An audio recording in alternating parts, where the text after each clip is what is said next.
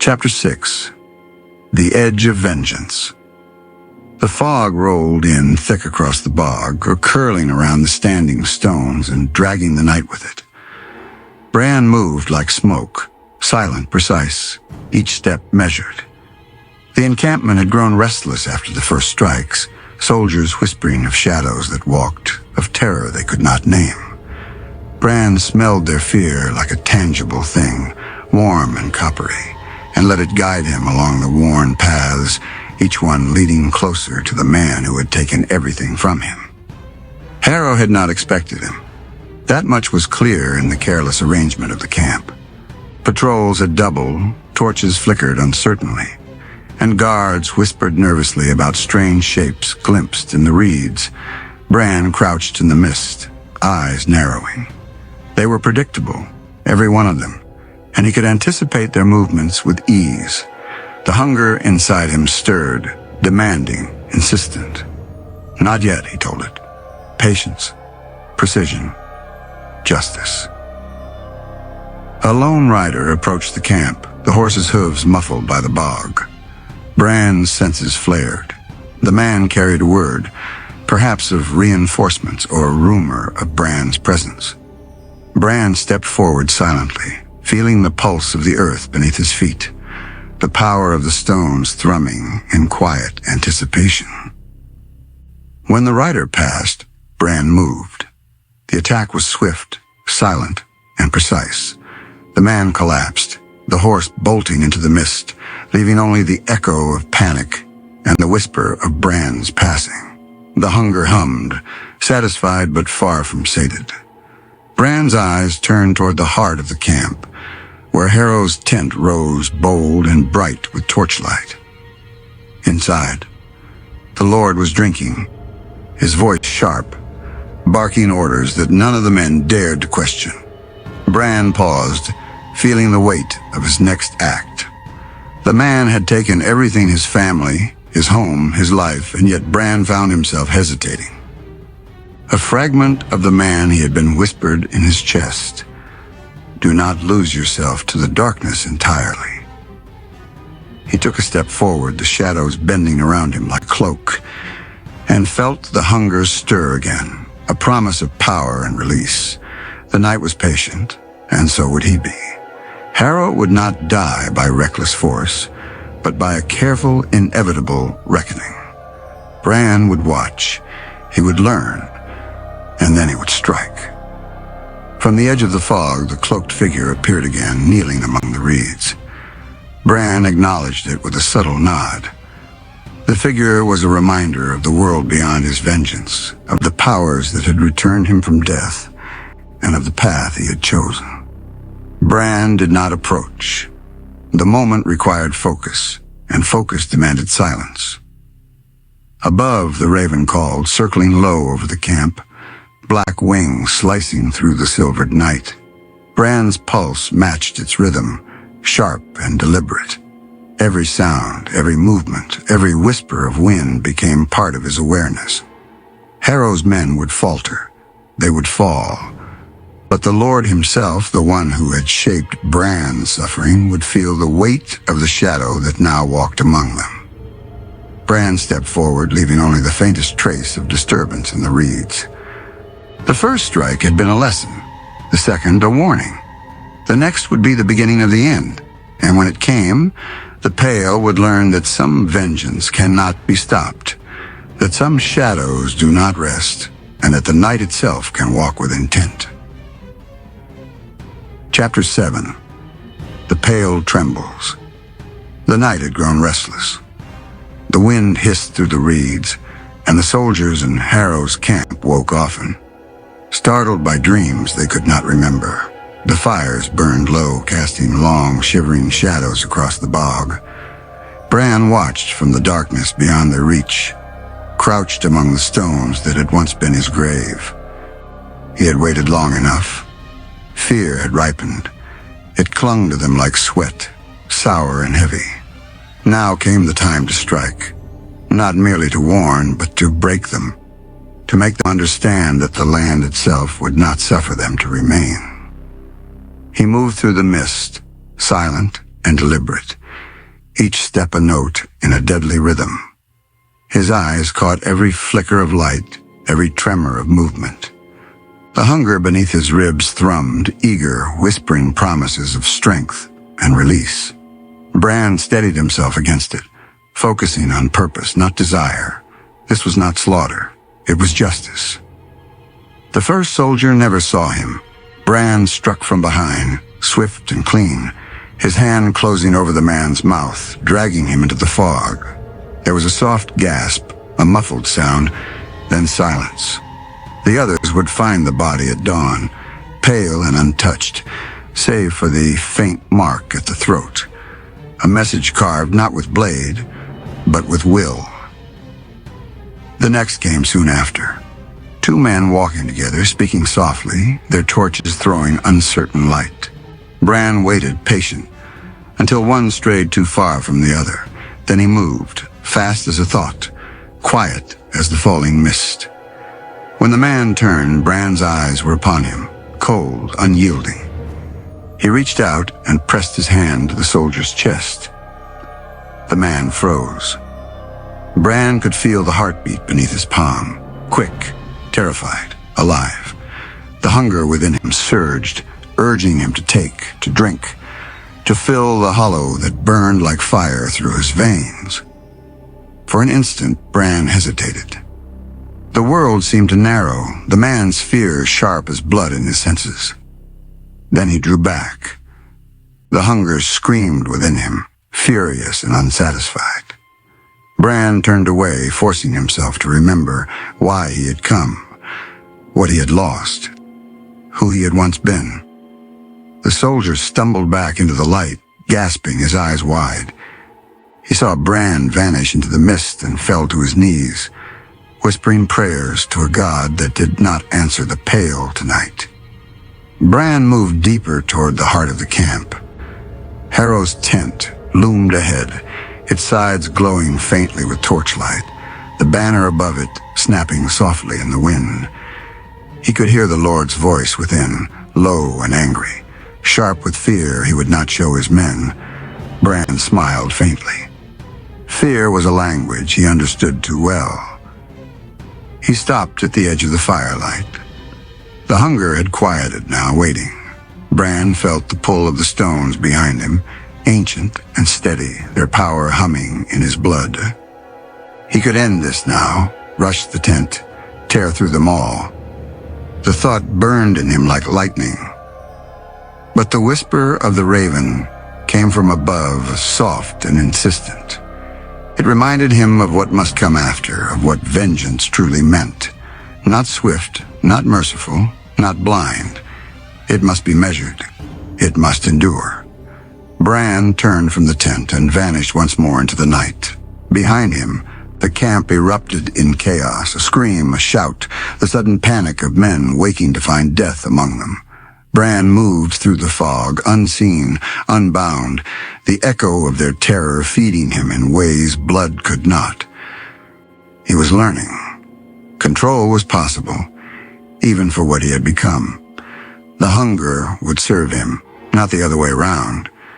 And when the time came for Harrowe to fall, it would not be as prey, but as a man who understood too late that he had created his own monster. The raven's cry cut through the night as Bran disappeared into the bog, its wings beating like a black drum above him. The Pale trembled in the distance, and the darkness whispered his name. Chapter 8. The hunger stirs. The dawn never reached the bog. Even when the sun rose, the mist held fast, gray and heavy, smothering the light. The Pale soldiers whispered that the fog was cursed, that it moved of its own accord, following them wherever they went. They were right. Bran lingered beyond the encampment, unseen among the reeds. The taste of the night's work still clung to him, the fear, the blood, the echo of life fading away. Yet with every heartbeat, the hunger inside him grew sharper. It was no longer content to whisper. It spoke now, quiet but clear, threading through his thoughts, like cold water through stone. feet. He pressed his hands to his temples, forcing the voice away. He could feel it pulsing in his veins, cold and demanding. The power that had raised him from death was not benevolent.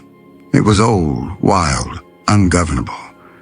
The stones that had answered his call in that final broken moment still hummed faintly beneath his feet, their rhythm matching the beating of his own heart. He wondered now if they had answered out of mercy or hunger of their own. The raven called overhead, wings black against the gray morning. Bran lifted his gaze to it. "You made me," he said softly. "Now tell me to what end." The bird only tilted its head, unblinking, and gave a single low croak before disappearing into the mist. A sound behind him made him turn the faintest movement, the hiss of breath. The cloaked figure was there again, closer than before. Bran tensed, ready to strike, but the figure raised a hand. "You are not meant to linger in the dark so long," the voice said. It was low, feminine, but touched with something older, as if it came through her rather than from her. "You have woken the land, Bran. It knows you now, but it does not know if you belong to it or to yourself." Bran said nothing. His jaw tightened. "Who are you?" he asked. The figure lowered her hood. Her face was pale, her hair dark as peat water, eyes reflecting the fog's dull silver. "A keeper," she said simply, "of the stones, of what they bind and what they release." Bran's gaze hardened. "You brought me back." She did not deny it. "No," she said after a moment. "You called to them. You were dying and the earth listened. It does not often answer. But your cry reached something deep, something that remembers." Bran stepped closer, and the air between them taut. "And now I am its servant?" Her eyes did not waver. "You are its vessel. What the pale destroys, the land seeks to restore. But it does not understand men. It does not understand mercy." The hunger surged again, sudden, sharp, unbearable. Bran's knees buckled as the cold fire tore through him, and for a moment, his vision blurred red. The woman moved forward, pressing her hand to his chest. Her touch burned, not with heat, but with force. Bran gasped, feeling the hunger recoil, momentarily subdued. "You must learn to master it," she said, "or it will master you. The stones give, but they take in equal measure. What you are now is neither living nor dead. You walk between." Bran straightened slowly, his breath ragged. "And what would you have me do?" Her eyes flicked toward the camp beyond the reeds. "Finish what you began. But remember, the hunger is not justice. It only knows to devour." Then she stepped back, fading into the fog, her form dissolving as though the mist itself reclaimed her. Bran stood alone, trembling with restraint, his fists clenched at his sides. He could hear Harrow's voice faintly from beyond the bog, sharp, commanding, but laced now with fear. The soldiers' torches moved like lost stars through the mist. They were hunting shadows they could not touch. Bran smiled faintly. "Let them search," he whispered. "Let them wonder." The hunger stirred once more, quieter this time, patient. It would not rest, and neither would he. The Pale would learn that what it had unleashed could not be silenced, not by prayer, nor sword, nor fire. And as the raven's cry echoed through the morning fog, Bran turned toward Harrow's camp once more. This time, he would not only haunt them. This time, he would begin to destroy. Chapter 9. The Shape in the Fog. By the third night, the men would no longer sleep. The campfires burned without warmth, and every shadow beyond the torch's reach seemed to breathe. The bog's air hung heavy with rot and unease.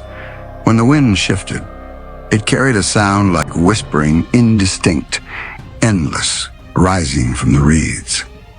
Harrowe sat alone in his tent, staring at the map stretched across the table before him. The ink marks were smudged with damp, the parchment curling at the edges. He had redrawn his patrol routes twice already, but it made no difference. The attacks came and went, like storms, silent, invisible, unstoppable. Outside, another scream broke the night. He didn't flinch this time. He only tightened his jaw. Bran watched from the edge of the light. His senses painted the camp in shades of motion, the crackle of torches, the clatter of steel, the throb of human heartbeats beneath layers of fear. He moved between them unseen, a shadow among shadows. He could smell Harrow's scent, even through the smoke and sweat, sharp, bitter, tinged with arrogance. The man's fear was there too, beneath the surface, hidden but growing. Bran let it draw him closer, one silent step at a time. A soldier passed within arm's reach, his breath coming in shallow bursts. Bran waited until the man's torch moved on, the glow fading into the fog. Then he slipped forward through the thin line of light that guarded Harrow's tent. Inside, Harrowe poured himself another measure of wine with a shaking hand. "You think you can frighten me?" he muttered. "Some peasant's ghost in the dark." Bran heard him clearly, though he stood outside. The man's voice carried the same cold confidence it had on the day of the raid, the day the fire took everything. Bran's hand tightened on the tent's edge. For a heartbeat, he saw again the smoke rising from his home, the bodies in the dirt. The hunger pressed against his ribs, urging him forward. He pushed it back. Not yet. A sudden gust swept through the camp, snuffing out half the torches. Soldiers shouted, stumbling in confusion. Harrowe rose, hand to his sword, eyes darting toward the flap of the tent. "Who's there?" Bran stepped inside. He did not speak. His eyes met Harrow's, cold, unblinking, luminous in the dim light. For the first time, the English lord faltered. His breath caught, and his wineglass slipped from his hand, shattering on the floor. It was only a moment. But in that moment, Harrowe knew whatever stood before him was not a man returned for vengeance. It was something older, deeper, drawn from the soil itself. Bran moved closer, the shadows clinging to him like a second skin. "Do you remember me?" he asked, his voice low, calm, distant as the grave.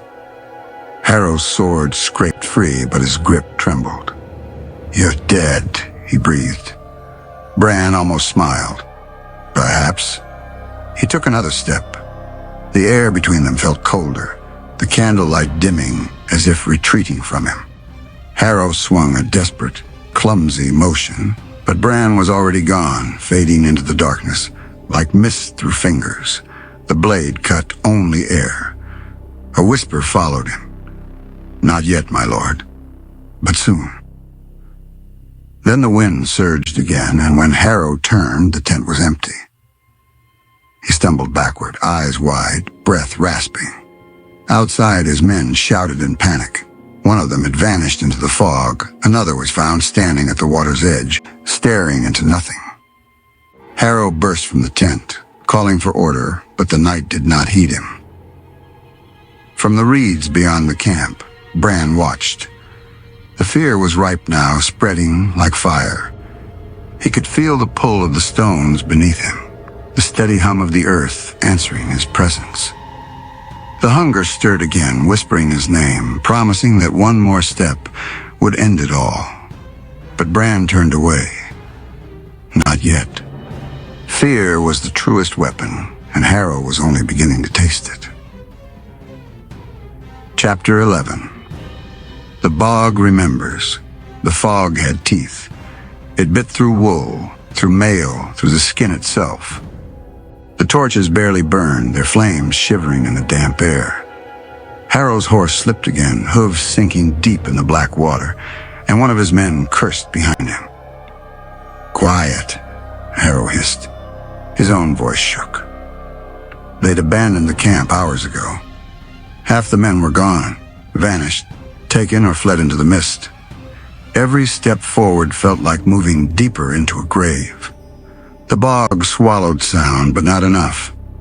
He could hear something behind them, slow, measured, matching their pace. A shadow, a heartbeat. Something that knew their fear. "Keep moving," he snapped. "We reached the ridge by dawn." But dawn would not come. The fog was a ceiling. The stars were gone. He felt it then, pressure, low and heavy like a storm building beneath the earth. The air itself seemed to bow under it. A sound rose through the mist. Not a voice, not quite, a murmur, layered and deep, like the land breathing. His horse shied and nearly threw him. "Sir!" one of his men called, panicked. "There!" The sentence broke. Something moved between them, too fast to see, too quiet to be human. Then only silence, and the faint ripple of disturbed water. Harrowe turned in circles, sword drawn. "Show yourself," he shouted. "Damn you!" The fog answered with a whisper.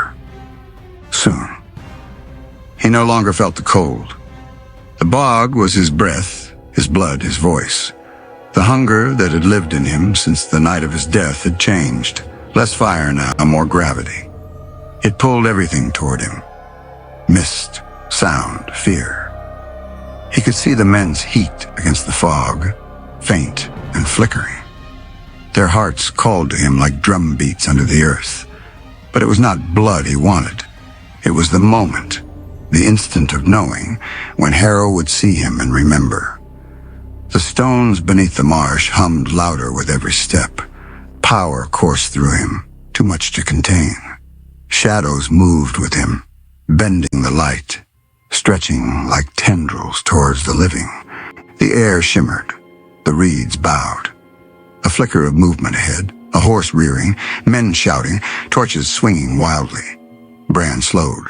The hunger whispered, "Take them." He closed his eyes. No. But the land didn't listen. It moved through him, not of him, and the torches nearest Harrowe flickered out one by one.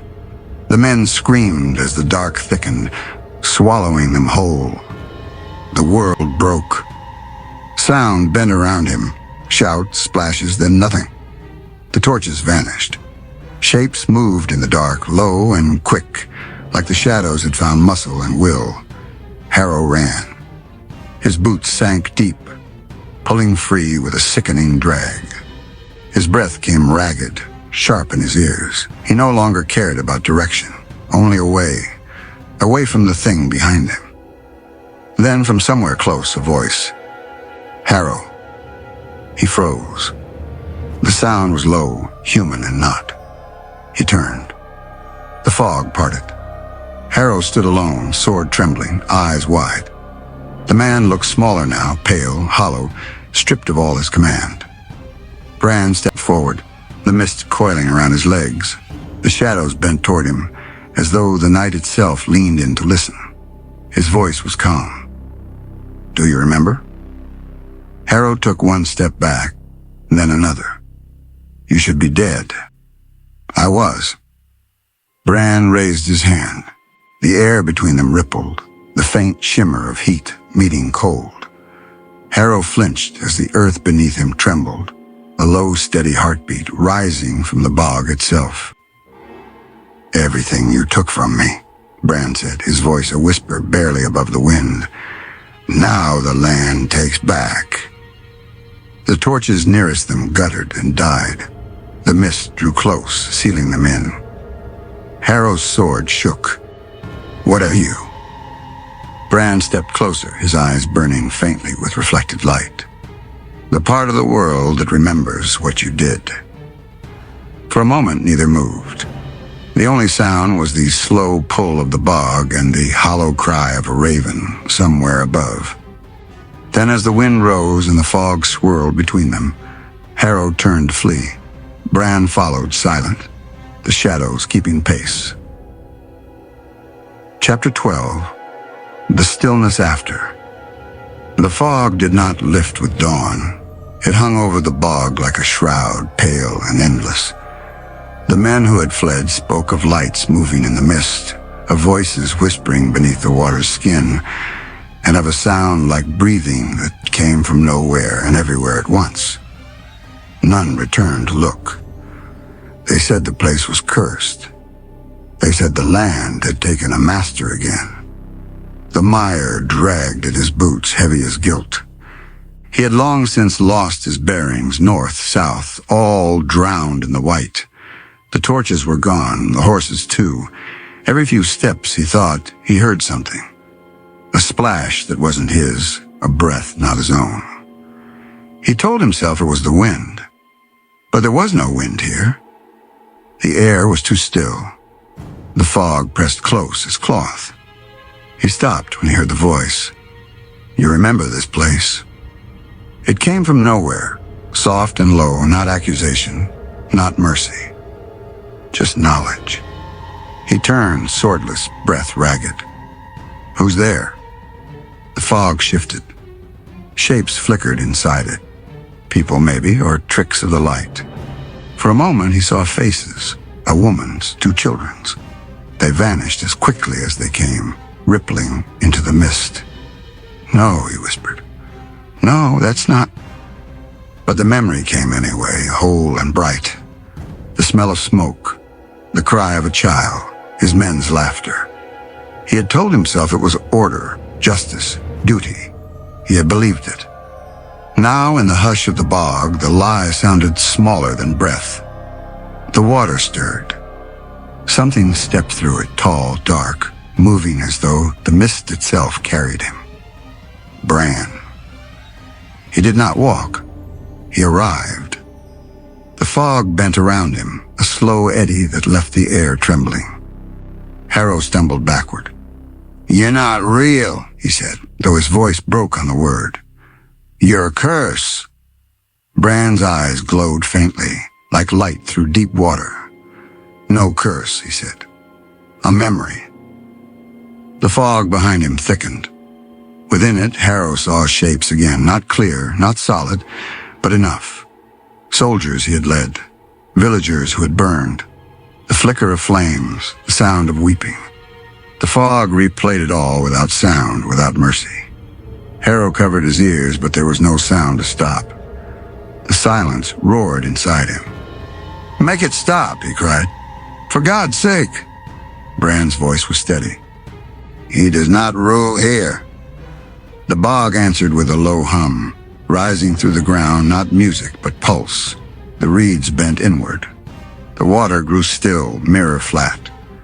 Harrowe saw his own reflection tremble and dissolve, his face scattered like ash across the surface. The mist pressed closer. He tried to move, but his legs were heavy, bound by something unseen. It wasn't the mud, it was memory, grief, the weight of every name he had forgotten.